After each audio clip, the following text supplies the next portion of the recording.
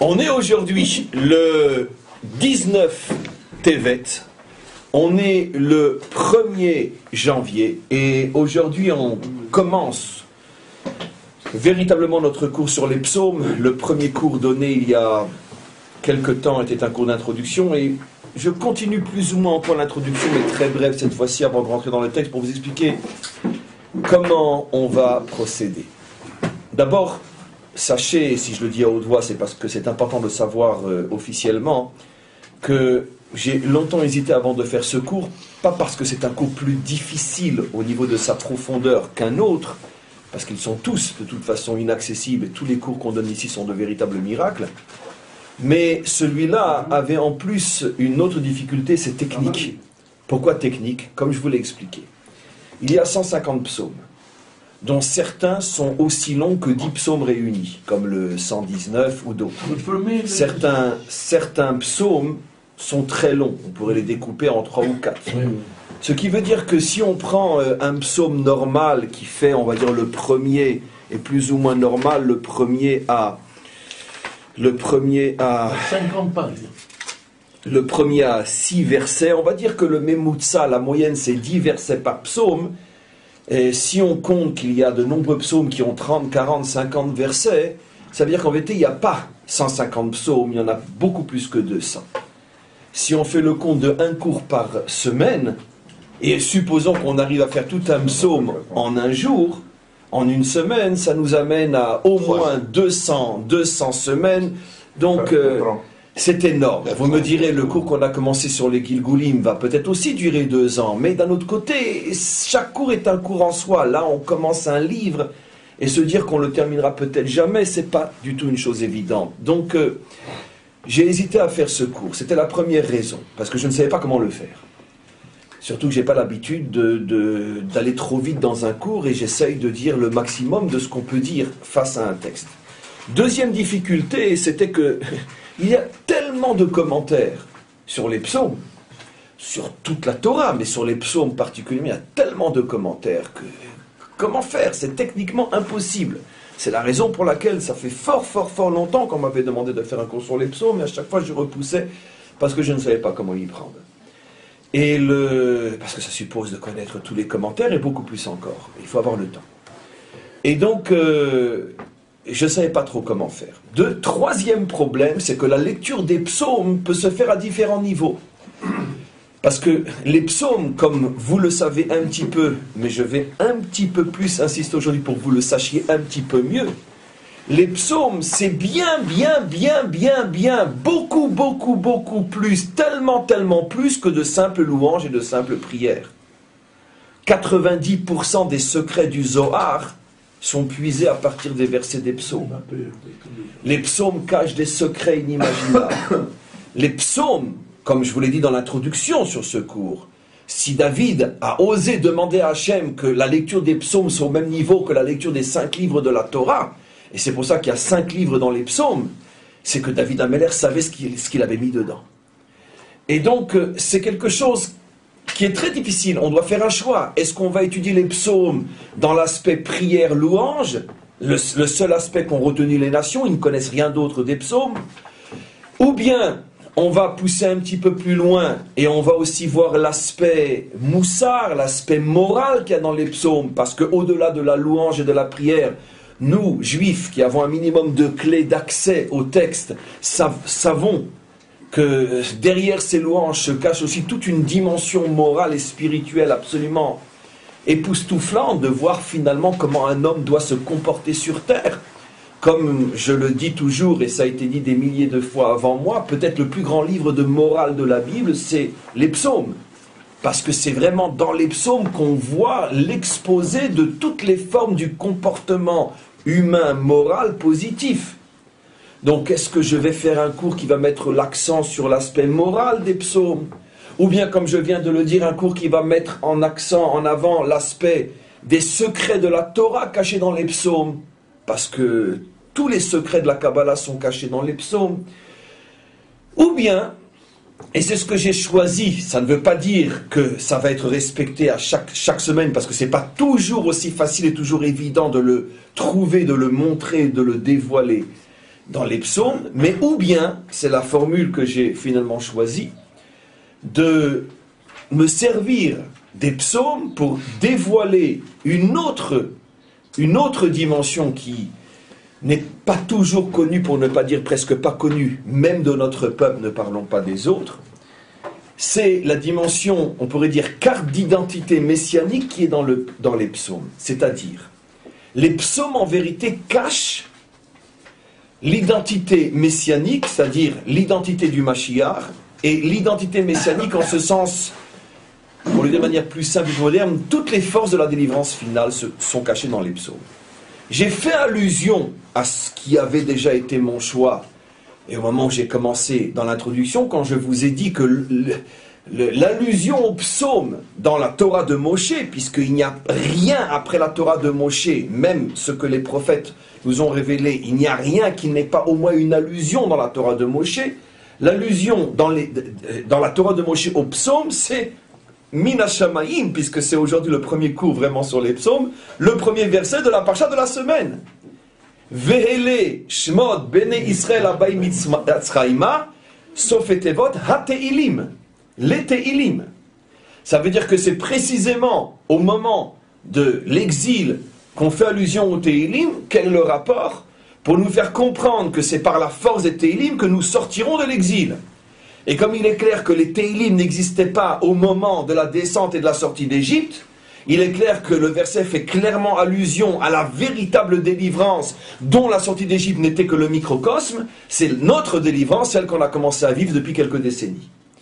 Et donc c'est la lecture des psaumes qui véritablement, et plutôt la compréhension des psaumes qui véritablement participe au projet libérateur d'Israël et au dévoilement de la dimension messianique, c'est-à-dire le judaïsme de la délivrance finale et l'identité aussi du Melech HaMashiach, puisque le Melech HaMashiach n'est rien d'autre que la reproduction plus parfaite encore du roi David. Plus parfaite encore, car il va rajouter des choses à la dimension davidique qui n'existaient pas encore chez David, parce qu'il n'était pas encore le Mashiach terminé, mais qui vont se dévoiler au niveau du Mashiach. Donc il est clair que la lecture des psaumes, ou l'étude des psaumes est extrêmement importante, c'est ce fil conducteur que nous allons choisir. Alors comment on va procéder? Encore une fois, ça veut dire que ça va tout le temps être comme ça, mais quand ça sera facile de le faire, c'est ce que je ferai. Facile à notre niveau, bien sûr. Comment on va procéder techniquement avant de enfin commencer le premier psaume? On va d'abord le lire et le traduire, surtout quand il a 10 ou 6 versets, c'est pas trop difficile. Lecture, traduction à un premier niveau, et après je vais prendre 2 ou 3 ou une idée fondamentale qu'on va expliquer. J'ai fait le choix aussi, sauf quand je sentirai que c'est vraiment nécessaire, j'ai fait aussi le choix de ne pas vous rapporter tous les commentaires utilisés et la manière de les interpréter, parce que sinon, encore une fois, on est parti pour 4 ou 5 ou 10 ans de cours et on ne terminera peut-être jamais les psaumes. Pas parce qu'on ne sera pas là dans 10 ans, mais parce que c'est épuisant de tenir un cours sur un seul sujet pendant si longtemps. Et donc j'ai choisi de vous les rapporter plus ou moins oralement, sauf quand je jugerai que vraiment c'est important de le voir dans le texte. Et évidemment, tout ce qui est rapporté fait partie de la Torah chez Béal Pé jusqu'à la bouche qui vous le transmet, c'est-à-dire c'est la tradition orale d'Israël et la manière dont les maîtres dans chaque génération jusqu'à ce cours ont de comprendre ce que nos maîtres nous ont transmis de génération en génération. En tous les cas, on va commencer. Et on est dans le premier psaume. Ashrei ha'ish asher lo alach be'atzat rishaim u bederech chataim lo amad u bemoshav letzim lo yashav. Comment l'homme peut-il atteindre le bonheur? Je traduis directement d'après le sens. Comment l'homme peut-il atteindre le bonheur? Demande le roi David. Question fondamentale que tous les hommes se posent. Tous sont à la recherche du bonheur. Chacun vient avec sa définition du bonheur. C'est très intéressant de voir que le roi David commence ses psaumes par cette mise en évidence de la recherche du bonheur et surtout de la solution que lui va apporter. Et il dit la chose suivante. Ashrei ha'ish, je vous dis aussi comment qu'il faut lire. Ashrei ha'ish, 2 points. C'est quoi un homme qui a atteint le bonheur? Et il répond. Asher lo alar be'atzat reshaim, celui qui a eu le bonheur de ne jamais suivre les conseils des reshaim, les conseils des méchants. Alors bien sûr, la question qu'il va falloir se poser, c'est qui sont les méchants? Ceux qui ne sont pas gentils, ceux qui sont méchants, c'est qui les méchants? Alors est-ce que David va nous donner une définition du méchant? On va voir que oui. Et pourquoi parle-t-il des conseils des méchants? Depuis quand les méchants donnent-ils des conseils? Les méchants font tout le contraire de donner des conseils, ils détruisent. Donc quel genre de méchant donne des conseils? Et aussi pourquoi David choisit-il de donner comme définition du bonheur cette affirmation? Moi je pensais que le bonheur c'est autre chose. Si je suis un idiot, je pense que le bonheur c'est la réussite matérielle. Et si je suis un homme un peu plus raffiné, je pense que le bonheur c'est le service divin, j'en sais rien. Mais ici, c'est une manière un peu bizarre de le dire, celui qui ne suit pas les conseils des Reshaïm. On continue. Ou bederech chataim lo amad. Et toujours dans la suite des définitions du bonheur, donc celui qui n'a pas avancé, celui qui n'a pas suivi, mais dans le sens d'avancer à l'art sur les conseils des méchants, ou bederech chataim lo amad, celui qui ne s'est pas arrêté sur le chemin des fauteurs. Et après, troisième définition, c'est une affirmation à trois volets.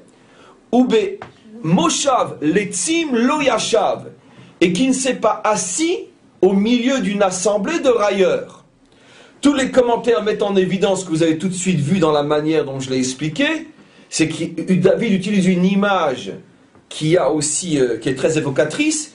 Il parle d'abord de quelqu'un qui avance, puis de quelqu'un qui s'arrête, puis de quelqu'un qui s'assoit. Bien sûr, c'est ce que disent nos commentaires. Et ils en déduisent la chose suivante.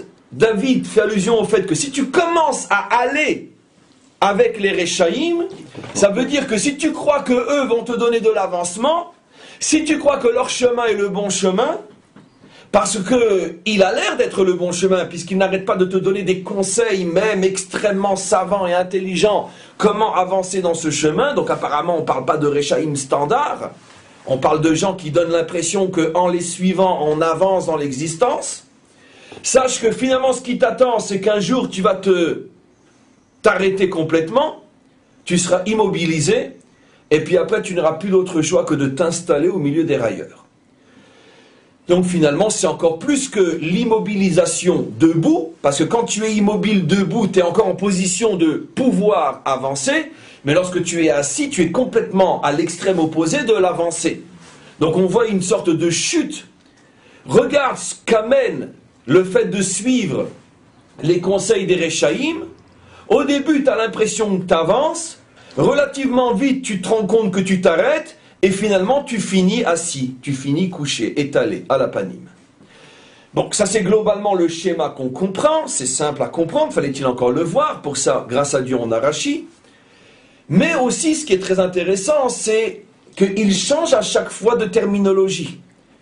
Quand il s'agit d'avancer, il les appelle les Reshaïm, traduction française, c'est un gros mot bien sûr, les méchants. Quand il s'agit de s'arrêter, après avoir cru qu'on pouvait avancer, il les appelle les Chataïm, les fauteurs. Fauteurs ou les fautes? Alors justement, c'est les fauteurs, mais d'un autre côté c'est écrit les fautes, bravo. Et là aussi on va voir pourquoi, en parlant des fauteurs, le texte aurait été dit les fautes. Mot à mot ce qui est écrit, bien que le sens est « il ne s'est pas arrêté avec les fauteurs », malgré tout ce qui est écrit c'est « il ne s'est pas arrêté avec ou par ou à cause de la faute », il ne s'est pas arrêté, c'est là, c'est véritablement ce qui est écrit. Et après, on parle des méchants, on parle des fauteurs ou de la faute, et on parle des letzim. C'est qui les letzim? On s'arrête quelques secondes. Les railleurs, c'est qui les railleurs? C'est ceux qui sont assis à la terrasse d'un café, c'est pour ça qu'on parle qu'ils sont assis, et qui passent leur temps à rigoler, à ridiculiser tout ce qui bouge dans le monde. T'as vu son nez, t'as vu sa tête, t'as vu ses... Ils passent leur temps, parce que c'est la seule chose qu'il leur reste pour ne pas être écœurés de leur propre vie, Donc ils ont besoin de salir les autres pour encore se trouver une raison d'exister. Puisque par définition, la raillerie est la dernière étape avant le suicide. Comme on le sait, un homme qui n'a plus rien d'autre à faire que de railler, comment dire, de se moquer, il y avait un autre, dévaloriser les autres, pardon, celui qui n'a rien d'autre à faire que de dévaloriser les autres, c'est la preuve la plus évidente comme quoi il n'a plus aucune valeur à ses yeux, car celui qui est heureux de ce qu'il est n'a pas de temps pour s'occuper de dévaloriser les autres. Donc, à partir du... Donc, ça montre, et ça s'appelle un let's, ça montre que cet homme-là finalement est arrivé au bord du désespoir, et la dernière chose à laquelle il peut s'accrocher, c'est qu'heureusement, il n'y a plus crétin que lui sur terre. Et donc, c'est ce qui lui permet encore de se dire, bon, bah alors, finalement, je ne suis pas si mal que ça. Donc, on continue. On a terminé le premier verset. Ki im, alors donc, après nous avoir expliqué, en commençant par la négative, voilà ce qu'il ne faut pas faire pour être heureux, mais ça ne veut pas encore dire que tu as trouvé le bonheur. Parce que ne pas mettre la main dans le feu, c'est pas encore pour autant que tu as mis la main dans le velours. Une main qui n'est pas dans le feu n'est pas forcément encore dans le bonheur. Et donc, maintenant, une fois, je vous explique techniquement comment le psaume fonctionne, une fois que tu t'es éloigné de tout ce qui t'empêche d'atteindre le vrai bonheur, alors on va maintenant pouvoir te dire où se trouve le vrai bonheur. Alors là, on devine la réponse. Ki im betorat Hashem chefetzo, l'homme heureux est celui dont le désir, c'est très important ce qu'il dit, est la Torah d'Hachem.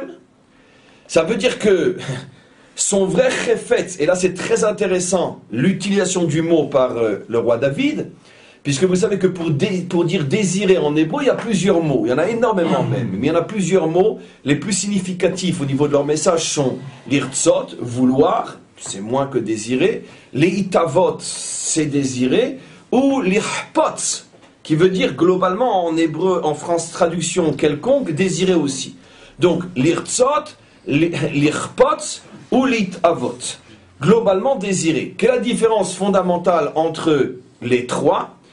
Alors, la différence que j'ai choisie dans ce cours, parce qu'il y en a des millions, c'est que le mot, quand je dis désirer sous la forme de chefetz, on sait qu'en hébreu, le mot, même en hébreu moderne, et à plus forte dans l'hébreu biblique, qui est la source de l'hébreu moderne, le mot chefetz signifie aussi un objet, un chafetz, un objet concret. Ça s'appelle un chefetz, ça s'appelle un chefetz. Ça veut dire quand je désigne une chose parce que c'est au niveau fondamental, les deux ont en commun, bien que ça c'est un morceau de bois et ça c'est une feuille, ce sont des feuilles, mais ce sont tous les deux des chafatzim.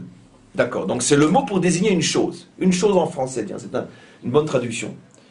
Alors comment se dit qu'on peut appeler un désir du nom d'un mot qui en vérité veut dire quelque chose qui est très différent du désir, parce que le désir c'est quelque chose qui est extrêmement subtil, impalpable. Le chefet c'est la chose, c'est tout le contraire. Pourquoi?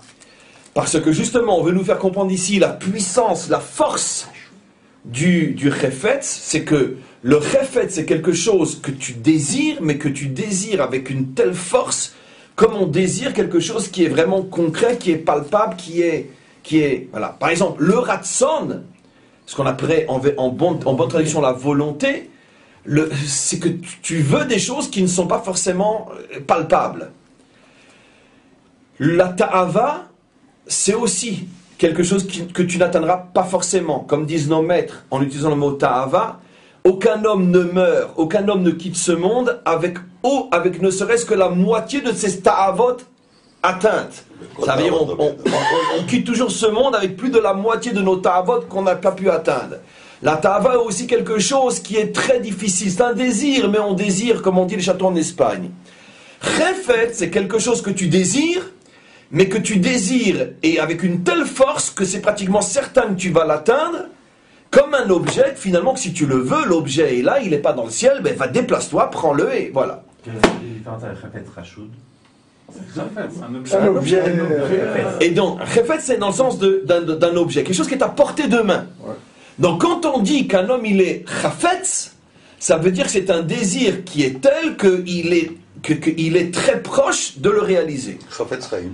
Alors, là, c'est extrêmement bizarre. Comment se fait-il que David utilise le mot chefetz pour parler de la Torah d'Hachem?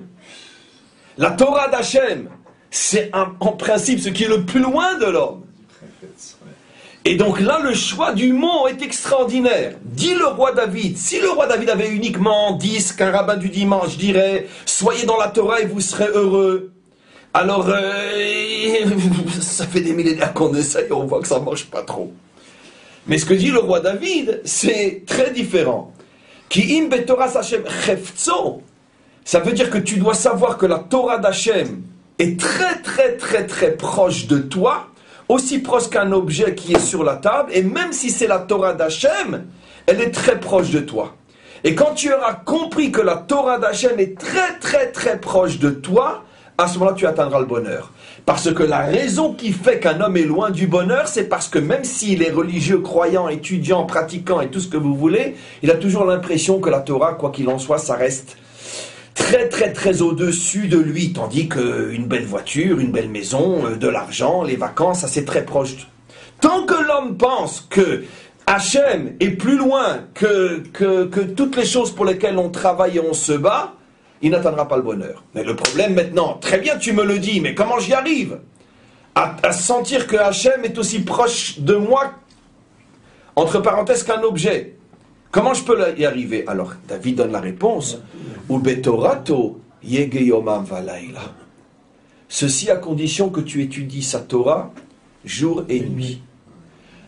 Un petit peu plus que la traduction littérale, et que je reprendrai dans l'explication globale, ce que David veut dire, c'est la chose suivante. Si tu es capable d'étudier la Torah dans le jour comme dans la nuit, c'est-à-dire dans les bons moments comme dans les mauvais, quand tout va bien comme quand tout va mal, plutôt quand tout va mal comme quand tout va bien, quand tu as et quand tu n'as pas, quand tu as envie et quand tu n'as pas envie, si tu es attaché à la Torah, dans toutes les situations de jour et de nuit qui englobent toutes les facettes de l'existence, le bonheur, le malheur, la joie, la tristesse, la richesse, la pauvreté, la santé, la maladie, la paix, la guerre, le bonheur et la souffrance, si tu es capable de t'accrocher à la Torah dans toutes circonstances dans l'existence, alors tu te rendras compte que la Torah est extrêmement proche de toi et tu atteindras le bonheur.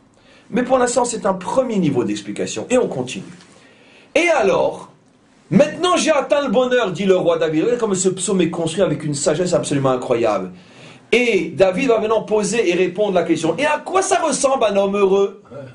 Alors maintenant il donne la définition. Tu sais ce que c'est un homme heureux? Vehaya ke'etz shatul al palge mayim. Comme un arbre planté au milieu d'eau qui viennent dans tous les sens, palge mayim, qui viennent dans tous les sens ou qui partent dans tous les sens, et qui, malgré le fait qu'il se trouve dans un endroit où il y a de nombreuses eaux qui viennent de tous les sens et qui vont dans tous les sens, il est planté solidement. Vous savez, je traduis un petit peu plus que le littéral. Vous savez que, comment dit-on en hébreu, une discussion talmudique, machloket, mais il y a un mot plus sophistiqué, celui qu'on utilise dans les yeshivot, une plukta. D'où, comment qu'on dit un parti politique en hébreu? Une miflaga. La racine, peleg. Comment? Ou la génération de la division, dora palaga.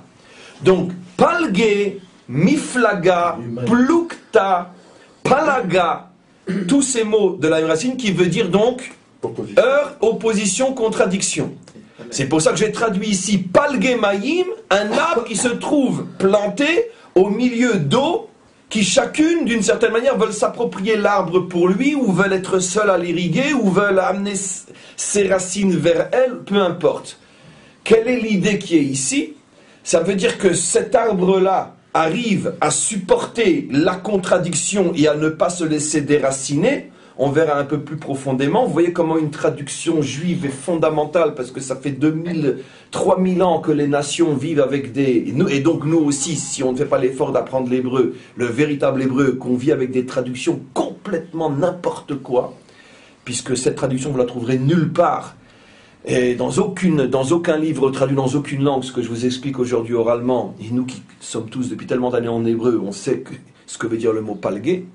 Donc, cet arbre qui se trouve dans un endroit où il y a des tensions, des contradictions et qui ne bouge pas, Asher pirio yiten beito. Et cet homme heureux qui se tient à cet endroit-là est capable de donner des fruits en leur temps. Là aussi, c'est très important. David aurait pu se contenter de dire dans cette image parabolique, il est comme un arbre planté au milieu des eaux qui donne des fruits. Non, des fruits en leur temps. Ça veut dire il a la patience, il a la capacité d'attendre, il a l'endurance. Le fruit vient en son temps. On continue. Ve'aleu loyibol. Et cet arbre-là aussi a des feuilles qui ne tombent jamais. Alors il parle des fruits qui sont donnés en leur temps, il parle des feuilles qui ne tombent jamais. Quel est le premier niveau d'explication? Dans un arbre, l'essentiel est le fruit, la feuille est accessoire au fruit, bien qu'elle est indispensable à la venue et au grandissement du fruit. Mais malgré tout, quoi qu'il en soit, ce qui intéresse l'homme, c'est le fruit et ce n'est pas la feuille. Ce qui veut dire que dans l'existence, il y a des choses essentielles et des choses accessoires. Et chez le juste, chez l'homme qui a atteint le bonheur, même les choses accessoires ne sont jamais, on pourrait dire, banalisées, ne sont jamais traitées comme de l'accessoire. Dans la vie de l'homme heureux, chaque chose, chaque détail, même ceux qui ne sont pas véritablement l'essentiel, chaque chose est prise avec toute son importance. C'est ça l'image d'une feuille qui ne tombe pas. On sait tous qu'il n'y a pas d'arbres qui ne perdent pas leurs feuilles en automne. Pourquoi? Parce que après que la feuille est faite et réalisée ce pourquoi elle a été créée, d'aider le fruit à mûrir et à pousser, automatiquement vient la saison où il n'y a plus de fruits sur les arbres. À ce moment-là, les feuilles tombent, les feuilles d'automne. Pourquoi? C'est comme pour montrer que finalement, j'ai plus besoin de toi. Tu n'étais là que pour le fruit. Ici, David utilise une image qui est surnaturelle puisqu'elle n'existe pas. Ça n'existe pas un arbre qui n'a pas de feuilles qui tombent. Et pour nous, juste un instant, pour nous faire comprendre que chez l'homme juste, chez l'homme heureux, même l'accessoire reste éternel, dans la mesure où il participe au bien, quoi qu'il en soit. Oui. Il y a des arbres qui ne perdent pas leurs feuilles, mais seulement je crois qu'ils ne donnent pas de fruits. Oui, absolument. Les commentaires, c'est exactement ce que tu dis. Ça veut dire qu'un arbre qui donne des fruits, forcément perd ses feuilles en automne. Et si on a un dans la nature où il a des fruits qui ne perdent pas ses feuilles, alors il sera le symbole de celui dont parle David. Mais quoi qu'il en soit, généralement, un arbre qui donne des fruits perd ses feuilles, et il ne peut pas non plus donner des fruits sans feuilles, comme on le sait. Le processus, c'est feuilles, fleurs et fruits, et en automne, la feuille et la fleur tombent, et d'ailleurs, tout Bishvat, c'est quoi tout Bishvat dans quelques semaines? Tout Bishvat, c'est l'apparition des premières fleurs, qui sont l'avant-dernière étape avant le fruit. Très bien. Et donc, feuilles, fleurs, fruits, généralement, et donc en automne, on a déjà, pendant le mois d'Elul, Elul et Tishrei sont les mois de la récolte, Chag HaAsif, on récolte tout, on part bien sûr en Eretz Israël. Après arrive l'automne qui commence en Marcheshvan, les feuilles tombent. Pourquoi? Parce que c'est pour nous faire comprendre que ce qui n'est pas l'essentiel disparaît. Mais chez le juste, ça n'existe pas cette définition. Dans la mesure où j'ai eu besoin de toi pour arriver à l'essentiel, tu t'inscris dans l'éternité. Un petit peu, et comme on va le redire, un petit peu ce que j'avais dit il n'y a pas si longtemps que ça dans un autre cours, à partir du moment où les nations s'unissent à Israël pour arriver à réaliser le projet, elle rentre dans l'éternité, même si c'est Israël qui a été choisi et qu'elle le veuille ou non, l'accepte ou non, ça passera par nous et que par nous, mais dans la mesure où ça ne peut pas passer par nous sans eux, et que sans eux et sans leur aide, personne, ni eux ni nous, ne pouvons réaliser le projet divin, à partir du moment où le projet divin sera réalisé, les nations sont récompensées en ce sens qu'elles rentrent dans l'éternité comme nous. Ce qui veut dire donc, il n'y a pas de feuilles perdues. C'est l'image qu'utilise bien sûr ici le roi David. Dans la vie, on pourrait dire plus particulière d'un homme, même si un homme sait qu'il y a des choses qui sont essentielles et d'autres qui sont accessoires, l'homme heureux est celui qui n'a jamais, on pourrait dire, le sentiment de futile, de banalité. Dans le langage de la chassidoute, on explique qu'un homme profond, un homme pnimi, puisqu'on parle de pnimiout, un homme pnimi est un homme qui est capable de s'investir dans une chose accessoire avec le même sérieux que dans une chose essentielle. Pourquoi c'est la définition de l'homme profond et dans le langage de la vie de l'homme heureux? Parce que le fait d'avoir une sorte de, on pourrait dire, de dédain vis-à-vis d'une situation dans l'existence, ça montre que finalement tu portes le vide en toi. Parce que si tu portais le plein en toi, tu saurais que tout ce qui existe et tout ce que la Providence veut que tu vis a la valeur que ça a au moment où tu dois le vivre. Comme j'explique toujours dans un autre domaine, c'est pour ça qu'au regard du judaïsme authentique, il ne peut pas y avoir d'homme plus grand qu'un autre. Même si mathématiquement c'est clair qu'un rabbi est beaucoup plus grand qu'un chassid ou qu'un tzaddik est beaucoup plus grand que vous et moi. Mais dans la valeur fondamentale des choses, non, ils ne sont pas plus grands que vous et moi. Pourquoi?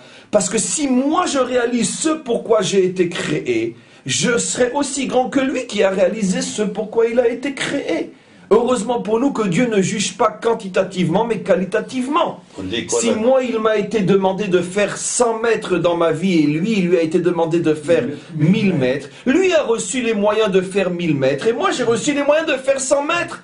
Et lui aura les difficultés des moyens qu'il a reçus, et moi, j'ai les difficultés des moyens que j'ai reçus. Si moi, je fais mes 100 mètres, vous me direz...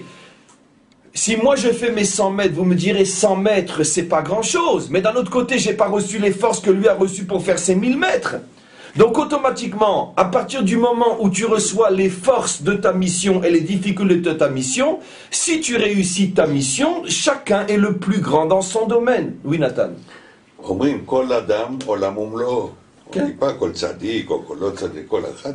Chaque homme est un monde en soi. On continue. Donc, Ve'aleu lo yibol, on vient d'expliquer. Ve'chol asher ya'aseh yatzliach. Très, très, très important. La définition d'un homme qui est sur le droit chemin, d'un homme heureux, c'est que tout ce qu'il entreprend, il réussit. Ça, c'est extrêmement important. Parce que... ça veut dire quoi? Ça veut dire donc que tous les chapeautés barbus doivent réussir. Bah non, mais tu n'irais pas cette tête d'enterrement quand je vous dis une chose pareille. On va... J'ai rien dit de grave. J'ai rien dit de grave. En tout cas, le roi David, lui, ne fait pas de cadeaux. Tu penses être un juste, tu penses être un bon juif, on va te juger sur tes réalisations. Kol asher ya'aseh yatzliach. Ça, c'est le baromètre. Alors vous me direz, mais alors dans ce cas-là, alors les Réchaïm, ils réussissent. Alors regardez ce qu'il continue à dire. L'ochen arechaim. Tout ce que je viens de dire ne s'accomplit pas sur le rachat. Pourquoi? Maintenant regardez ce qu'il va dire. Eux ils sont qui im kamotz asher titvenu ruach. Eux ils sont comme, c'est quoi le motz en français? Ce qui recouvre le grain de blé. L'écorce. Bon, on va dire l'écorce, parce que c'est un nom particulier. Ils sont comme l'écorce qui était sur le blé. C'est livré. Ils sont comme cette écorce qui, une fois qu'on a pris le blé, elle est jetée et le vent l'emporte. C'est intéressant. Il reprend la même idée qu'avant, mais avec des images différentes et avec aussi quelque chose de différent. Le tzaddik, comme le rachat, ont aussi une notion d'essentiel et d'accessoire. Mais chez le tzaddik, on sait où est l'essentiel, le fruit, on sait où est l'accessoire, la feuille, mais dans la mesure où chez le juste, tout ce qui compose et construit sa vie participe à son bonheur, la moindre chose a l'importance qu'elle a. Vous savez où on le retrouve de manière extraordinaire? On le retrouve dans ce fameux passage, il n'y a pas si longtemps que ça, avant que Yaakov se batte avec l'ange de Esav. Une fois qu'il avait fait passer toute sa famille du côté du Yabok, il est revenu en arrière, il est resté seul. Et là, l'ange est venu et s'est battu contre lui. Nos maîtres posent la question, mais pourquoi il est revenu? Pourquoi, alors que c'était clair qu'il avait fait passer tout le monde le chemin, pourquoi il est revenu en arrière? Nos maîtres disent, il avait oublié quelques petits ustensiles et il est revenu les chercher. Restons calmes et restons sérieux. Maître d'Israël, vous vous foutez de nous, quoi? D'abord, d'où vous le savez, et pourquoi il a fait ça? Mais enfin, et ça intéresse qui? Ça, c'est la question de l'idiot. Maintenant, la réponse du sage. Waouh, quel enseignement, maître d'Israël. Attendez qu'on sorte les mouchoirs pour pleurer, vous dire merci. Vous vous rendez compte ce que nos maîtres sont en train de nous dire? C'est que, et c'est ce que Rachid dit, je ne fais que le dire en français, de là, tu vois la grandeur du juste. Le juste, même pour un petit ustensile, il revient en arrière. Parce que dans la mesure où il a mangé dans cet ustensile, il a fait une bénédiction avant et après le repas. Il a sanctifié tout ce qu'il a. Même une petite cuillère, on ne l'abandonne pas en chemin. Parce qu'elle a participé à son service divin, elle a participé à sa vie. Et sa vie, c'est du bonheur du début jusqu'à la fin. Une réussite totale. Donc il n'y a pas de bon, là on n'a plus besoin. Le juste, c'est le contraire du khatpahami. Comment on dit en français khatpahami? Le jetable. Il n'y a pas de jetable chez le tzaddik. Pourquoi? Parce que dans cette assiette, j'ai mangé quelque chose qui m'a permis d'avoir les forces après de faire du bien. Et cette assiette a participé à ce que j'ai fait de bien. Donc sa vision du monde est complètement changée. Maintenant, regardez à quel moment nos maîtres nous révèlent ce secret-là. Juste avant sa rencontre et son combat avec l'ange de Esav. Parce que Esav, c'est tout le contraire. Qu'est-ce qu'il dit Esav? De toute façon, on va tous crever. Qu'est-ce que j'ai besoin du droit d'aînesse? Et ça, c'est celui qui a un regard négatif sur tout. T'as bouffé, t'as roté, allez, ça suffit. Allez, qu'est-ce qu'il y a? Et les chats aussi, ils mangent, et alors? Sauf qu'ils mangent à 4 pattes et nous, on mange à 2, et nous, on mange sur nos 2 pattes. C'est tout. Ça, c'est Esav. Un dédain total de l'existence. Pourquoi? Parce que lui, il est au niveau du motz. Tout chez lui, c'est que l'accessoire jetable. La génération du khatpahami, génération microgale, micro-ondes. Il n'y a plus de travail, il n'y a plus rien, tout se jette, tout se fait vite. Et pourquoi tu manges? Parce que j'ai faim. Pourquoi tu jettes? Parce que j'ai fini de manger. Ça, c'est du motz. Et le motz, effectivement, on ne peut pas le garder, le motz. Qu'est-ce qu'on va en faire? Parce que le motz, on ne peut même pas le donner aux animaux. Ça, je cherchais le mot exact, parce qu'il y a une partie de l'écorce qu'on donne après aux animaux, c'est ce avec quoi on fait le foin. Le foin fait aussi partie au départ de l'écorce. Il y a plusieurs écorces sur le blé. Mais le foin est utilisé. Mais le motz, c'est la partie qu'on laisse sur le champ que le vent emporte. Autant on emporte le vent. Elle était belle notre jeunesse. Des beaux films à l'époque. Et donc, ça c'est le motz. Chez le rachat, sa vision de l'existence, c'est que du motz. Je prends, je me sers, je rote et je m'en vais. Ça c'est le rachat. Et donc, même si sa vie, dans son compte en banque, il a 10 millions, mais il a 10 millions de motz. C'est-à-dire qu'il n'a rien en vérité. Vient le roi et le roi remporte tout. Parce que même lui ne donne pas de sérieux à sa vie et à ce qu'il a. Donc regardez. Ils sont comme du motz que le vent emporte. Et là, il commence à nous livrer l'identité du rachat. Il faut savoir que dans chaque psaume, il y a un commencement,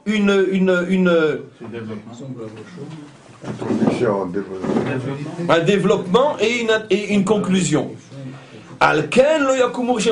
C'est pour ça que les Rechaïm sont ceux qui ne peuvent pas se tenir dans la loi, dans le jugement. Mishpat, mishpatim. Vous écouterez, vous observerez mes mishpatim, mes lois, mes préceptes, mes jugements. Les Rechaïm sont ceux qui ne peuvent pas se tenir face au jugement. D'accord?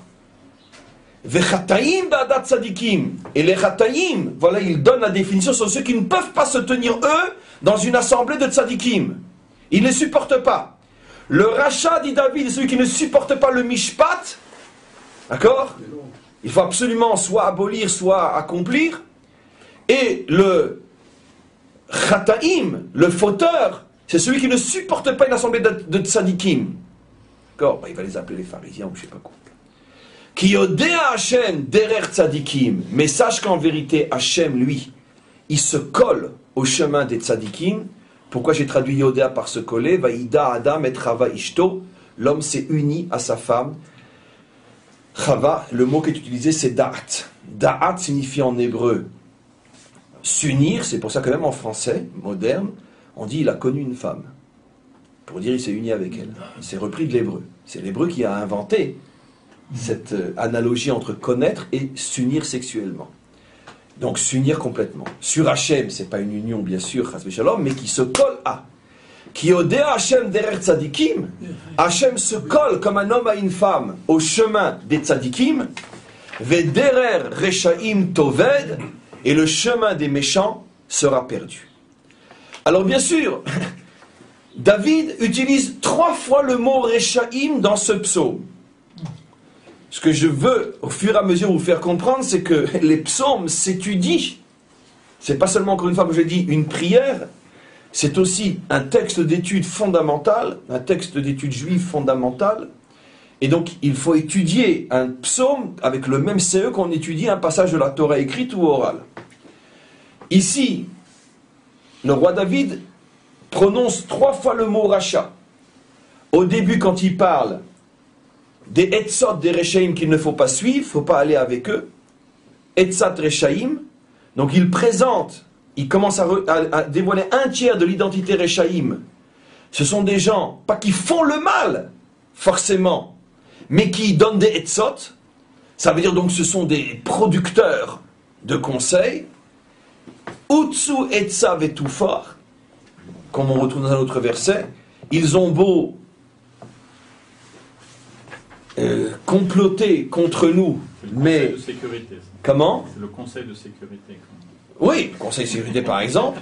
Mais non, mais ça on le reverra dans le prochain psaume qui parle de la guerre de Gog et Magog. Mais si avec les Rechaim, si l'autre laisse battre Rechaim, d'un autre côté, si tu ne vas pas dans ce truc, les Rechaim, ça se forme au mot Sha'arim. Ça te trouve... Toutes les portes. Les portes oui, parce qu'ils sont là pour te voir la porte. C'est le même mot à l'envers. Chez Harim, les portes, Rechaim, les méchants, qui sont là. Donc, le roi David ne parle pas du rachat tel qu'on le comprend nous, le voleur, le violeur, c'est pas de ça qu'il parle. Parce que il n'y a pas de place pour ce genre d'individus, de choses dans les psaumes du roi David. Le roi David est trop sophistiqué, trop raffiné pour descendre au niveau de cette racaille. Mais lui parle des Rechaim qui sont à un niveau extrêmement élevé, ceux qui donnent des conseils, ceux qui prétendent, voilà évidemment, comme le Nachash. Le Nachash n'a rien fait de mal, il n'a fait qu'exprimer quelque chose, bravo. C'est-à-dire la Torah ne parle pas d'un méchant qui est venu faire le mal, il est venu dire quelque chose qui a fait que d'autres sont tombés dans le mal, mais lui il n'a rien fait. Vous savez, ça va tellement loin que là aussi, nos maîtres disent quelque chose d'époustouflant, révolutionnaire, incroyable. Ils nous font remarquer la chose suivante. Quand après la faute, Hachem s'adresse au fauteur, il dit à Adam, pourquoi t'as fauté? Adam dit, c'est pas moi, c'est elle. Il va chez elle, il lui dit, pourquoi t'as fauté? Il dit, c'est pas moi, c'est lui, le serpent. Et après on voit qu'il va directement chez le serpent, il dit, puisque tu as fait ça, tu seras puni. Nos maîtres posent une question dont seuls eux ont le secret. Il dit, et pourquoi il n'a pas demandé aussi au serpent, pourquoi t'as fait ce que t'as fait? Maintenant, tenez-vous bien quelle est la réponse des maîtres Israël. C'est trop fort. Il n'y a que eux et nous qui avons un cerveau juif qui pouvons comprendre une telle réponse. Vous savez ce que nos maîtres répondent? Il dit parce que Hachem avait peur de lui poser la question. Parce que s'il lui avait demandé, il aurait donné une réponse à laquelle Hachem n'aurait pas su quoi répondre. Vous savez quelle était? Si il lui avait posé la question, qu'est-ce que tu as fait? Il aurait répondu, attends, mais moi j'ai fait que parler, moi. Moi j'ai rien fait. C'est eux qui ont fait. D'accord? Est-ce que ça veut dire quoi? En plus, c'est à eux que tu as donné l'ordre de ne pas manger, c'est pas à moi. Hachem n'aurait pas su quoi répondre. Contempler la beauté de la réponse d'abord, il nous faut plusieurs siècles pour s'arrêter de la contempler. Ça veut dire, qu'est-ce que nos maîtres sont en train de mettre en évidence? Que le summum du mal, c'est quand Bémet, je fais rien. Mais j'ai créé une idéologie, j'ai créé un chemin qui fait tomber tout le monde. Mais c'est eux qui y ont été, moi j'ai fait que parler. L'idéologue, lui peut-être qu'il n'a rien fait, je veux dire, lui Marx par exemple, d'accord, il n'a jamais mis personne en Sibérie. Il a incarné personne, on dit personne dans les... Incarcéré personne dans les asiles psychiatriques à l'époque du KGB. Il n'a pas tué 20 millions de personnes comme Staline, je crois. 20 millions de personnes, il a liquidé, Staline. Hein. Non, 50 en tout, mais pendant la Deuxième Guerre mondiale, je ne sais pas, 20 ou 15 millions. Il n'a rien fait, il a écrit des livres. C'est tout. Mais quand l'idéologie, elle sert après à faire tellement de mal, le véritable assassin, c'est pas Staline, c'est Marx. C'est ce que nous apprend ici David. Quand tu vas chercher le fauteur, c'est pas celui qui a fait, c'est celui qui a parlé. Celui qui a donné des conseils, celui qui a ouvert la bouche. C'est lui. Vous comprenez? Vous savez, ces derniers temps, je m'excuse de vous amener sur ce chemin-là, mais vous ne pouvez pas savoir ce qui se passe des fois, entre autres sur le site, combien de non-juifs, chrétiens, s'acharnent sur le site pour dire mais comment vous osez parler comme ça, et machin, etc., du christianisme, est-ce que nous on est responsable de tous ces, c'est leurs mots, c'est pas les miens, hein, de tous ces salopards qui vous ont fait du mal pendant toute l'histoire, etc., mais vous confondez les évangiles, vous confondez le Nouveau Testament vous confondez le vrai christianisme avec cette racaille, ces barbares qui vous ont fait du mal, mais nous-mêmes on les rejette, c'est pas nous, on n'a rien à voir avec eux, etc. Je veux dire, la pire des bêtises qu'on puisse dire sur terre, c'est ce que eux nous disent. Genre, nous on est les bons, mais eux sont les mauvais. Et je leur réponds toujours la même chose, mais ils ont des oreilles, ils n'entendent pas. Ils disent, mais que ça veut dire? Mais c'est au nom des évangiles, c'est au nom du Nouveau Testament, c'est au nom de celui que vous prétendez que l'on a tué, que nous, on nous a fait souffrir pendant 2000 ans. Oui. Les Cosaques, à titre d'exemple, quand ils sont arrivés à Ouman, l'endroit que Rabbi Nachman a choisi pour être enterré, ils ont planté une croix, pas un croissant, ou pas une idole. Ils ont planté une croix en plein milieu du village. Ils ont fait passer 30 000 hommes, femmes et enfants juifs devant la croix, avec 10 Cosaques de l'autre côté avec un sabre. Ils ont dit, ceux qui ne se prosternent pas, il a la tête coupée. Toute la communauté a été décapitée. Il n'y a jamais eu, jusqu'à la Shoah, un endroit où il y a eu un si grand massacre sur un seul endroit. C'est pour ça que Rabbi Nachman a voulu être entré à cet endroit-là. Alors qu'il ne vivait pas à Ouman, il vivait à Breslev. Et donc, ils n'ont pas mis un croissant, ils n'ont pas mis autre chose, ils ont mis une croix. Une croix, ils ont mis. Donc, il dit, mais ça, c'est pas la faute à Jésus, c'est pas la faute aux apôtres. Mais c'est eux qui ont donné l'idéologie au nom de laquelle on a massacré des dizaines de millions de juifs. Et le roi David nous prévient, quand il y aura l'heure du jugement, ce n'est pas les Cosaques qui vont passer devant Hachem, c'est ceux qui ont parlé. C'est ceux au nom de qui on a fait tellement de mal. Et ça, c'est un enseignement pour nous absolument incroyable. On peut dire dans l'échelle morale d'Israël, au sommet de l'échelle du mal se trouve celui qui n'a fait que parler. Un point, c'est tout. Même si dans sa vie, il était peut-être un homme bien. Mais quand tes paroles sont utilisées par d'autres pour faire du mal, c'est toi l'ordure. C'est pas eux. Eux ne sont que ton sabre.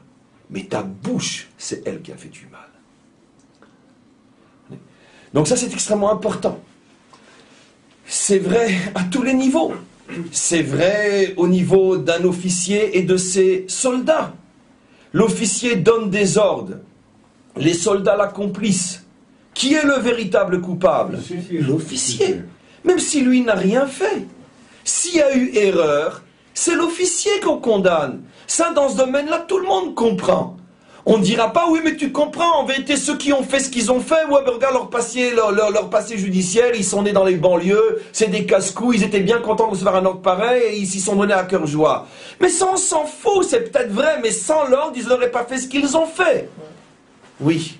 C'est intéressant. Dans la halakha, comment ça se passe lorsqu'on donne un ordre à quelqu'un d'aller assassiner un tel?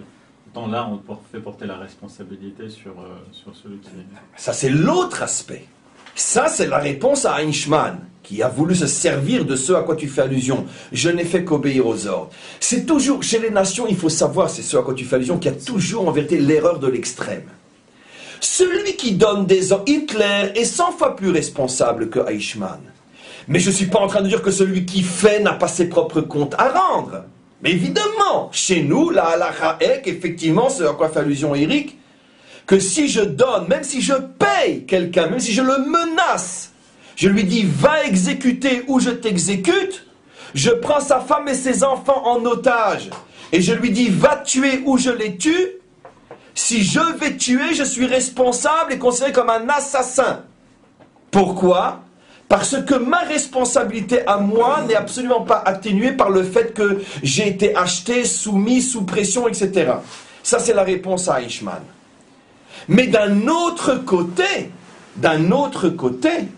celui qui n'a fait que parler, si maintenant après je vais écrire mon arbre moral, et que je vais devoir hiérarchiser les formes du mal, celui que je mettrai tout en haut n'est pas Eichmann qui lui a tué plus que Hitler, puisque Hitler n'a fait que donner des ordres, mais il n'est jamais sorti de ça, tandis que l'autre s'est rendu dans les camps de concentration pour être sûr que ça fonctionne bien.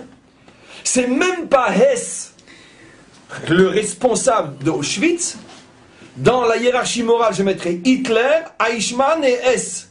Alors que Hess, c'est lui vraiment qui a fait marcher la machine. Pourquoi? Parce que le rachat, c'est celui qui ouvre la bouche le premier. Atzat Rishaïm. Et ça, c'est la valeur morale d'Israël. Maintenant, encore une fois, ça ne disculpe pas les autres. Mais simplement, David nous montre ici ce qu'elle a. Voilà. Dans la mesure où, au nom du Nouveau Testament, des millions d'hommes, de femmes et d'enfants ont été massacrés, le Nouveau Testament est responsable d'un des plus grands crimes de l'humanité jamais commis sur terre. Et c'est lui qui sera jugé. Dans les psaumes, la vie et la mort est dans la bouche de l'homme. Absolument, ça ne fait que confirmer. Mais c'est ce que dit le roi David. Donc maintenant, on continue à expliquer. Donc le roi David dit, moi de quel genre de Réchaïm je parle? De ceux qui parlent, tous les idéologues qui font croire à l'humanité qu'ils ouvrent un nouveau chemin, mais sache que sur ce chemin-là, tu ne vas rencontrer que des catastrophes. Et donc, après, il nous enseigne la chose suivante. Et comment tu vas t'apercevoir que tu es sur un chemin catastrophique? Vélo Ahmad, Derech Hataim, il ne s'arrête pas au moment de la faute. Là, je reviens à des choses plus proches de nous. Ici, le roi David nous donne une clé fondamentale dans l'existence, la plus fondamentale de tous. Je ferme pour l'instant le livre que j'ai ouvert il y a quelques secondes, j'en ouvre un autre. Mais de toute façon, tout se tient, comme vous allez le voir. Il dit, tu veux savoir le critère d'une spiritualité authentique? Une spiritualité qui va t'amener au bonheur, puisque c'est ça qu'on parle, puisqu'on parle de la Torah d'Hachem. Comment tu vas savoir si tu es en présence de la vraie Torah ou de la fausse? Eh bien, c'est très simple. Sache une chose. Fauter, tu ne pourras pas ne pas fauter. Parce qu'il n'y a pas de tzadikim sur terre, comme dit le verset, qui ne faute pas. À plus façon d'homme standard. Le problème, c'est pas la faute. Le problème, c'est savoir qu'est-ce que tu fais après. Qu'est-ce que tu fais avec. Si la faute t'immobilise, tu n'arrives plus à bouger, sache que la spiritualité à laquelle tu es accroché, ce qu'on te donne à manger ou à ton âme est un mensonge. Parce que le juste authentique ne s'arrête pas. Même s'il chute, même s'il tombe, même s'il fait des erreurs et même s'il faute, il continue. Pourquoi? Parce qu'il sait qu'il est accroché à quelque chose qui est plus fort que tout. Il ne s'arrête pas. Toute spiritualité qui fait tomber l'homme dans la culpabilité, dans le remords, dans la tristesse, le désespoir de la faute, du péché originel, qui nous écrase, il faut qu'on soit sauvé par une grâce, etc. Toute cette vision du monde qui enferme l'homme à l'intérieur du poids de la faute, c'est l'idéologie du mensonge. C'est ce que dit le roi David. Premier critère, ou bederech chataim lo amad. Est-ce que tu t'arrêtes quand tu fautes? Tu t'arrêtes? Sache que c'est plus la Torah d'Hachem. C'est la Torah du mal, la Torah du mensonge. Évidemment, il faut réparer, mais il ne faut pas s'arrêter. Pourquoi? Parce que si, quand tu fais des erreurs, ça te détruit, tu sais où tu vas terminer? C'est la suite du verset. Dans la terrasse d'un café, à passer ton temps à railler, ridiculiser, se moquer du monde entier. Pourquoi? Parce que comme tu n'auras plus aucun goût à la vie, automatiquement, la seule chose qui te restera à faire avant de te tirer une main dans la tête, c'est de railler sur le monde entier. Voilà. C'est pour ça qu'automatiquement, si on doit donner maintenant, je reviens au premier livre, une application claire et évidente de ce que cela veut dire. D'accord? Comment on peut humilier, ridiculiser, railler autant une entité humaine qu'en l'accusant d'avoir tué Dieu? C'est la plus grande des railleries possibles, inimaginables sur Terre. Parce que tu ne peux pas humilier une entité humaine plus qu'en disant qu'elle a commis le pire des crimes. Tuer Dieu. Et donc ça ne peut sortir que de la bouche de gens qu'ils sont dans le mensonge le plus total. À notre niveau, deuxième livre, pareil, il faut savoir, quand tu vois quelqu'un qui passe son temps à ridiculiser les autres, tu peux être sûr que sa vie n'est qu'un monument d'erreurs, d'échecs, de fautes qu'il n'est pas arrivé à surmonter. Et c'est pour ça que la chose qu'il lui reste à faire, c'est rigoler. Rigoler. C'est comme ça que ça fonctionne. D'ailleurs, vous le verrez toujours. Les grands méchants, les grands sadiques ont toujours un sourire, comme on dit d'ailleurs sadique. C'est toujours. Quand vous voyez par exemple les images de la Shoah, vous remarquerez toujours devant les Juifs assassinés un groupe de SS en train de rire. Toujours. Toujours. Et c'est pas forcément évident. On peut très bien imaginer des barbares qui tuent mais qui ont un visage sérieux. Chez les SS, toujours, avec un sourire sadique inimaginable. Des railleurs. Pourquoi ? Une civilisation qui est morte depuis fort longtemps et dont on verra encore, si Dieu veut, très prochainement la disparition. Pourquoi ? Parce que ils ont besoin de voir le juif mort pour sentir encore qu'eux existent. C'est pour ça que quand le monde chrétien a atteint la Shoah, il a signé sa disparition. C'est pour ça que d'autres sont en train de s'en charger, on sait qui. Pourquoi ? Vous avez vidé l'Europe de vos juifs, ben d'autres vous videront d'Europe. Pourquoi ? Parce qu'au moment de la Shoah, l'Europe chrétienne a signé son arrêt de mort. Et notre génération, ou celle de nos enfants, verra la disparition du monde européen. Ça s'est décidé entre 38 et 45. C'est ce sourire railleur qui a signé la mort du christianisme européen. C'est ce que dit le roi David. Et pourquoi ? Parce que tout a commencé avec une bouche qui n'a pas arrêté de parler, d'humilier, de dénigrer l'autre. Et automatiquement, voilà comment ça se termine. Alors maintenant qu'on comprend ce qu'il faut surtout éviter, les Réchaïm, tous les idéologues qui finalement vont faire sombrer l'homme dans le désespoir et la raillerie, automatiquement maintenant, alors quel est le vrai chemin ? David dit, il faut aller vers la Torah d'Hachem. Et c'est quoi la Torah d'Hachem ? Il nous l'a expliqué. La Torah d'Hachem, qui est proche de toi comme un réfetz, tu l'obtiendras à la condition que tu sois capable d'étudier la Torah jour et nuit. Ça veut dire quoi maintenant ? Je l'ai déjà dit, mais on va le comprendre un petit peu mieux. Ma vie, elle est faite de jour, je vais bien, je suis un homme bien, je fais tout ce que je dois faire. Et elle est faite de nuit. J'ai fauté, j'ai raté, je suis tombé, je me suis trompé, etc. Généralement, qu'est-ce qui se passe dans la vie d'un homme ? Quand tout va bien, il est bien. Quand tout va mal, il est mal. Dis non, accroche-toi à la Torah, le jour comme la nuit. Pourquoi ? Parce que l'homme n'a pas été créé pour ne pas fauter. L'homme a été créé pour avancer. Et pour avancer, il faut que tu sois accroché à la Torah. Mais il faut que ce soit la vraie Torah. Comment je vais savoir, maître, que je suis accroché à la vraie Torah ? Si malgré tous tes échecs, tes erreurs, et y compris tes fautes, tu continues à y croire et tu avances et tu t'accroches à la Torah, sache que tu as la vraie Torah entre les mains. Mais si à chaque fois que tu y croyais, tu te trompes, tu prends une claque, tu te désespères, à ce moment-là, sache que ta source spirituelle est un mensonge. Éloigne-toi tout de suite. Parce que c'est pas possible qu'une source spirituelle ne te donne pas la force au moment où tu en as besoin. Comment qu'on juge l'authenticité d'une source spirituelle ? Pas quand tout va bien, quand tout va mal. Combien de fois je vous raconte cette histoire ? Excusez-moi pour la 1001e fois, mais c'est aussi un petit peu pour décharger l'atmosphère. Deux chassidim qui se rencontrent et chacun loue la grandeur de son rabbi. Le premier ouvre la bouche et il dit, moi mon rabbi, écoute, je l'ai vu de mes propres yeux. Une femme qui n'avait pas d'enfant pendant 30 ans, il lui a donné une bénédiction, elle est tombée enceinte 9 mois après elle a accouché. Waouh! Moi, écoute, j'ai vu encore un autre jour. Quelqu'un, il est arrivé malade, sur une chaise roulante. Le rabbi lui a fait un pouce-coupouce et il s'est levé. Waouh! Quel rabbi! Et il continue avec toutes ces imbécilités. Et il dit, et toi, tu racontes-moi ton rabbi, alors qu'est-ce qu'il fait de grand ? Ah, mon rabbi, je vais t'expliquer. Moi, j'étais un homme immensément riche. D'accord ? J'avais des biens, des affaires dans toute la Russie. Un jour, on m'a présenté une affaire en or, l'affaire de ma vie. C'est-à-dire que si je gagne, je deviens l'homme le plus riche de la Terre. Mais il fallait pour ça que je vende des usines, tout l'argent que j'avais de côté, il fallait que j'investisse, etc.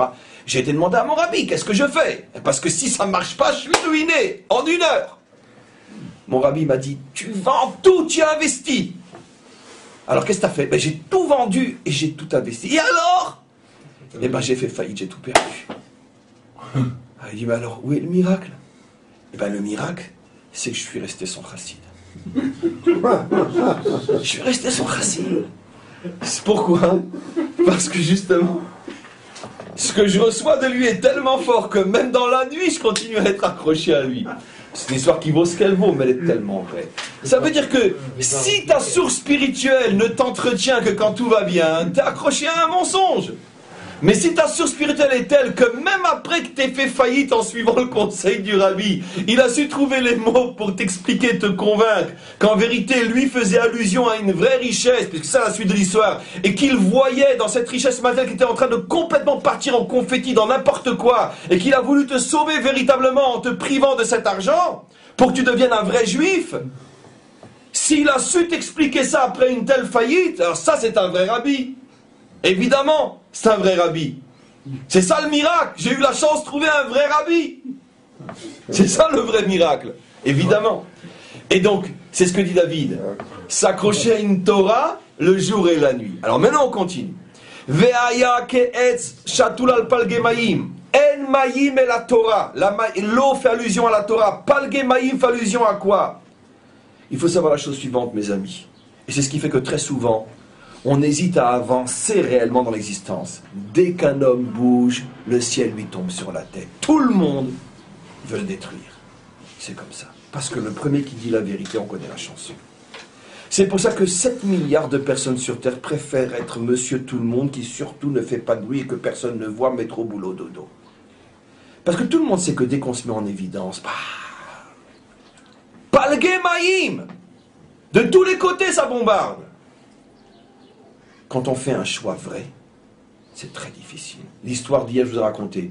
Tant que je travaillais le Shabbat, j'en avais en veux-tu, en voilà. Je commence à faire Shabbat, tout va mal. On connaît l'histoire que j'ai racontée hier. Parce que dès que tu es sur le bon chemin, ça pète de tous les côtés. Et bien sûr, on le sait. Parce qu'il n'y a que les morts qu'on laisse tranquilles. Ce monde a horreur des vivants. Et donc, ça pète de tous les côtés. C'est pour ça que, sache que le prix à payer pour être un homme heureux qui a atteint le bonheur, c'est que sache, on va te planter au milieu d'un endroit qui s'appelle Palgemaim. Tu vas passer ton temps à être critiqué, tu vas passer ton temps à être attaqué, on ne sera jamais d'accord avec toi. Il va se passer dans ta vie des choses absolument incroyables qui semblent remettre en cause ce que tu es et ce à quoi tu crois. Tu crois en Dieu, tu le sers et tout d'un coup, paf, le ciel te tombe sur la tête. Sache, c'est ça le chemin d'un homme qui a véritablement fait le bon choix. Palgemaim. Première condition. C'est-à-dire, David ne nous ment pas. Il nous donne la vraie définition du bonheur. C'est-à-dire que quoi? Tu aurais pu croire que le bonheur, c'est que tu vas enfin pouvoir être sur une île déserte avec les pieds dans l'eau, la radio d'un côté et le Coca-Cola de l'autre. Non, c'est pas ça. Le bonheur, c'est Palgemaim. Tu te retrouves dans une situation où de tous les côtés ça pète. Mais tu tiens. Parce que tu sais que tu as fait le bon choix. Je donne un exemple très simple dans la vie de tous les jours. 2 exemples. Ô combien utiles, plus à nos âges, mais utiles. On sait tous. Un homme se marie à 25, 28, 30 ans. Je parle de l'homme standard aujourd'hui, d'accord? Tant qu'ils étaient copains, copines avec des filles, machin, ça marchait très très bien. Vous changez de Kelton, etc. Alors, moi, j'ai jamais eu de problème, moi. Je veux dire, moi, les filles, je connais. Ils se marient. Et alors là commence l'enfer. L'enfer commence. Pourquoi? Il dit, je comprends pas. Dans le temps que j'étais pas marié, j'étais pas sérieux, je vivais le bonheur. Maintenant que je suis enfin rangé, casé, sérieux, fidèle, machin, etc., paf, l'enfer me tombe sur la tête. Pourquoi? Parce qu'avant, tu étais dans le mensonge, maintenant tu es dans la vérité.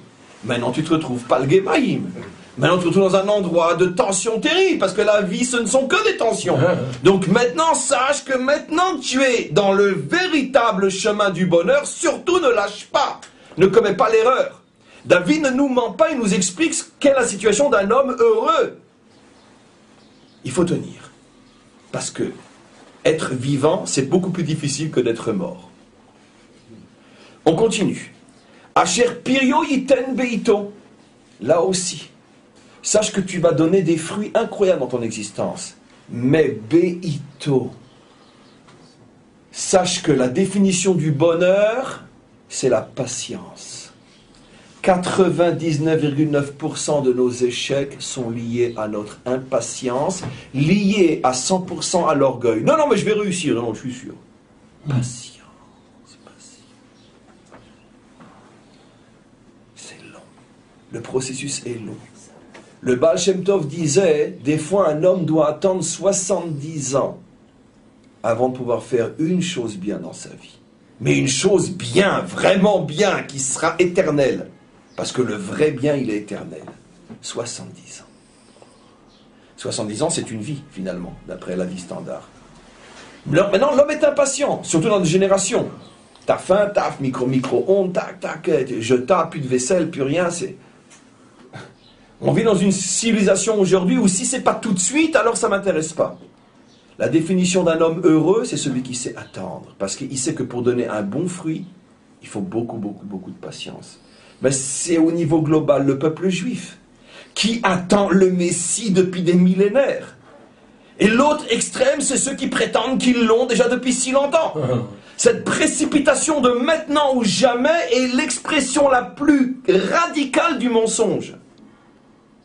Et dans toutes les idéologies, c'est pareil. L'idéologie du va-vite et l'idéologie du mensonge. C'est clair. Parce que dans la vie, rien ne peut aller vite. Tout prend du temps et beaucoup de temps jusqu'à ce qu'on y arrive. Et maintenant on continue. Ve'aleu lo yibo, j'ai déjà expliqué. Comment tu peux savoir si un homme est un homme heureux? Si tu vois que dans sa vie, il n'y a pas de première classe, deuxième classe. Il n'y a pas de ça j'aime, ça bon, j'ai pas le choix. Non. Un homme heureux, tu le vois en ce sens que tout ce qui est dans sa vie, pour lui, ça a la même importance. Même s'il sait qu'il y a des fruits et des feuilles. Mais parce que dans la mesure où c'est ce que Dieu a décidé pour moi, et c'est de ce dont j'ai besoin, donc j'y mets tout le sérieux, tout l'amour, toute la conviction que je dois passer par là, et j'aime ce que je fais. Ça, on l'a déjà expliqué. Maintenant, regardez. Le rachat, deuxième fois qu'il est cité maintenant, c'est celui qui nous donnait des mauvais conseils, mais c'est celui qui est kamotz. Rappelez-vous ce que j'ai expliqué il y a quelques semaines sur un cours où je comparais, pas moi, les maîtres Israël, Esav et Yaakov.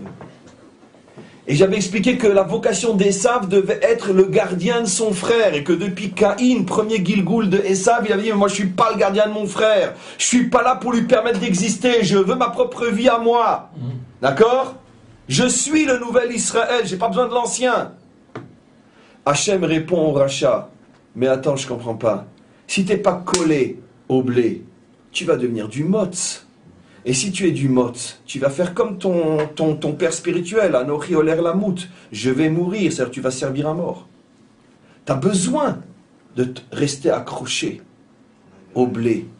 Il n'y a pas de nouveau et d'ancien. Il y a la Torah d'Israël, un point c'est tout, et ceux qui s'accrochent à elle. Avec Israël, la Torah d'Israël. Il n'y a pas de nouvelle Torah, il n'y a pas de nouvel Israël.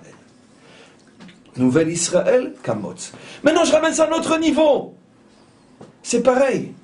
C'est-à-dire que si tu crois que dans la vie, tu vas pouvoir réussir sans Torah, si tu crois que tu vas pouvoir réussir sans Hachem, tu vas devenir du Motz. Le moindre roi va t'emporter. La moindre difficulté, tu vas t'emporter. Rien va rester. Et maintenant, regardez, enfin, David nous donne la définition de ce qu'est le rachat. Alken lo yakumu reshaim bamishpat. Tu peux être sûr d'une chose. La spiritualité du rachat, c'est celle qui abolit la loi. C'est celle qui refuse le mishpat. L'amour, la bonté, c'est facile spirituel comme c'est qui n'en veut pas de l'amour. On veut tous de l'amour. Mais du mishpat, de la loi, quoi? Ça c'est permis, ça c'est interdit. Là je peux travailler, là je peux pas travailler. Comme ça je vais m'habiller et pas autrement. Ça je peux dire, ça je peux pas dire. Quand je me lève le matin, il faut que je me lave 3 fois les mains. J'ai faim, il faut que je vérifie sur le truc si c'est cachère, pas cachère. Mais qu'est-ce que c'est? C'est pas ce qui rentre dans la bouche qui compte, c'est ce qui en sort. Tiens, ce qui en sort, David, t'as déjà réglé ton compte à toi. Ce qui en sort, Atzat Reshaim. Non. Ce qui rentre dans la bouche est aussi important que ce qui en sort. Parce que ce qui rentre dans la bouche montre que tu te soumets à la loi. Personne ne peut ni l'abolir ni l'accomplir, la loi. La loi est éternelle. Parce que c'est la condition sine qua non pour rester un homme accroché au Dieu, au vrai. Pas de loi, pas de foi. Ça va ensemble. Il n'y a de foi que là où il y a de la loi. Et c'est pour ça que David ici nous révèle un secret absolument incroyable. Le Yakumu Reshaim Bamishpat. Comment je peux savoir, David, si je suis en train d'entendre les conseils d'un méchant ou d'un juste? Alors écoute, tu sais quoi? Si le méchant te dit que Dieu est tout amour, toute bonté, tout pardon et toute grâce, et que tu n'entends pas une seule fois le mot permis, interdit, interdit, permis, il n'y a pas de loi, sache que c'est un rachat. Ça ne peut pas être la vérité d'Hachem, c'est un truc pareil. Dans la vie de tous les jours, à notre niveau, quand on se dit, bon, écoute, qu'est-ce qu'il en a à faire, le bon Dieu, si je me lave les mains ou pas les mains avant de manger, je veux dire, si je fais une bracha, pas une bracha, allez, ça suffit, je veux dire, je suis juif de cœur, quoi, judéo-chrétien. Je suis juif de cœur. Mais à notre niveau aussi, mes amis, avec notre chapeau et notre barbe, on n'est pas tellement différents, sauf que c'est plus en finesse. Quand on n'est pas vraiment pointilleux sur l'accomplissement de la loi, bon, les médphilines sont là alors qu'elles devraient être là, et j'ai fait 6 lanières au lieu de 7, et ici ça bouge un petit peu, et j'ai pas vérifié mes autres médphilines depuis 10 ans, mais elles sont cachères. Quand je les achetais, elles étaient cachères, et puis quand je les ai ouvertes, j'ai vu, bon, il y a un petit trou dans une aide, un petit trou dans une aide, bon, j'exagère, mais... C'est-à-dire, si toi aussi t'es pas pointilleux avec la loi, tu supportes pas le mishpat, tu es un rachat. Seulement, il y a le gros rachat, il y a le rachat plus nuancé. Mes amis, excusez-moi, sous peine de passer pour un ultra-orthodoxe, que je suis un ultra-orthodoxe. Ultra. D'accord? On ne joue pas avec la loi qui est al-Khut Sahara, même pas comme avec l'épaisseur du cheveu. La loi d'Hachem, on se tue pour elle. On ne joue pas avec elle. On monte sur le bûcher pour elle. La loi d'Hachem. Le cheveu de la loi d'Hachem. Vive la loi. On ne joue pas. Si j'y arrive pas, au moins je le dis, j'arrive pas, j'ai pas la force. Mais je m'arrangerai avec le bon Dieu, ou c'est pas important, c'est un détail. Ça, c'est le langage du rachat. C'est important, et moi je suis un nul. Nekuda. Mais c'est important. Moi j'y arrive pas. C'est ce que nous dit David. Lo yakumu reshaim bamishpat. Celui qui te dit la loi, c'est pas important, est un rachat. Au moins qu'il le sache. Et donc on continue. Vechataim be'adat tzadikim. Et tu comprends que les chataim, qui sont ceux qui se sentent écrasés sous le poids de la faute et qui ont besoin d'une grâce pour être sauvés. À notre niveau, les chataim chez nous, c'est ceux qui se disent, bon, la Torah c'est trop compliqué, j'y arriverai jamais, il y a trop de détails, il y a trop de si, allez, laissez-moi tranquille, je suis juif de cœur. Ceux-là, vous savez qui sont leurs pires ennemis? C'est les tzadikim. Pourquoi? Parce qu'on ne supporte pas le miroir de son échec, c'est-à-dire l'exemple de la réussite. Pourquoi ils nous haïssent tant, eux, pourquoi ils nous haïssent tant? Pourquoi? Et parce que ça fait 3500 ans qu'on tient le coup avec tout ce qu'ils ont essayé de faire pour nous. Mais on les rend fous. Quoi, encore des juifs qui y croient? Comment c'est possible? Vos synagogues sont pleines à craquer. Il y en a disparu à Jérusalem et chez nous, c'est vide. Mais comment vous faites? On les rend fous. Mais c'est vrai aussi entre nous. Pourquoi on sait que notre société fait tellement de la shonara sur le monde religieux en général? Pourquoi? Et il faut le dire. Il ne faut pas l'enregistrer, mais il faut le dire. Pourquoi la presse n'arrête pas à chaque fois de tellement... C'est pas notre peuple, je parle de la presse. Pourquoi? Et parce qu'on ne supporte pas de voir que ça marche malgré tout, avec tous les défauts et... Comment? C'est la mauvaise conscience. C'est la mauvaise conscience. Quoi? Une femme, un mari, des enfants, une bonne éducation, un sens dans la vie, une famille qui toutes les semaines se réunit autour d'une table du Shabbat, mais chez nous, l'enfant il sort à 8h du soir et à 3h du matin il rentre. Comment vous faites pour garder vos enfants autour d'une table du Shabbat pendant 2 heures? Ah mais on va vous descendre, vous. C'est ça le secret. David a tout dit. Les chataim, ceux qui disent c'est trop dur, on n'y arrivera pas, ils ne supportent pas ce qui arrive. Ce qui arrive à le réaliser. Et c'est ça l'antisémitisme. Il ne commence pas dehors, il commence d'abord chez nous. À chaque fois qu'on voit un juif pratiquant et puis qu'on cherche la petite bête pour voir où il est nul, d'accord? et bien finalement ce qu'on ne supporte pas chez lui, c'est tout simplement le fait que lui réussisse, que moi j'aimerais bien réussir, mais que chez moi j'arrive pas. Parce que si moi je dis à mon fils de 15 ans, et tu vas rester 2 heures à table à faire des zmirotes et à entendre des livrets Torah, mais il va me tuer, moi, mon fils. Mais attends, j'ai ma copine qui m'attend, hein, dis-moi. Voilà ce qu'il va me dire, mon fils de 15 ans. Il dit, ma copse, elle m'attend, dis-moi, il a rien à foutre, pas de ta nourriture. C'est comme ça qu'un adolescent de 15 ans, il parle à ses parents aujourd'hui. Donc quand ils voient que des villes entières, des maisons entières sont remplies de papa, maman, des enfants qui sont là à chanter, etc., ça les rend fous. Il faut bien qu'ils critiquent, évidemment. C'est très religieux le cours aujourd'hui, mais de temps en temps, j'ai le droit d'être religieux. J'explique le roi David. Très bien. Et donc on continue, mais tout ça c'est vrai, et on le sait que c'est vrai. Ki yodea Hashem derer tzadikim, Hashem ne se colle qu'au chemin des justes, vederer reshaim toved, et le chemin des méchants disparaîtra. Il suffit d'ouvrir les yeux pour savoir qu'effectivement, il est déjà plus qu'en train de disparaître, le chemin des méchants. Malheureusement, il est en train d'être remplacé par quelque chose qui vaut peut-être pas mieux encore que l'ancien. Mais quoi qu'il en soit, tout a une fin. Notre peuple a été le témoin de la disparition de très nombreuses civilisations dans son histoire, des civilisations qu'on pensait immortelles. Et notre génération, ou celle de nos enfants ou de nos petits-enfants, sera aussi le témoin de la disparition d'une civilisation qui a commencé à 2000 ans. Malheureusement, pas forcément pour être remplacé par mieux, parce qu'on n'est pas encore forcément encore au bout du bout de la délivrance. Mais quoi qu'il en soit, le programme, il est absolument inévitable. Derer Reshaim Toved, tout celui qui va dans le chemin du rachat finit par disparaître. Amen.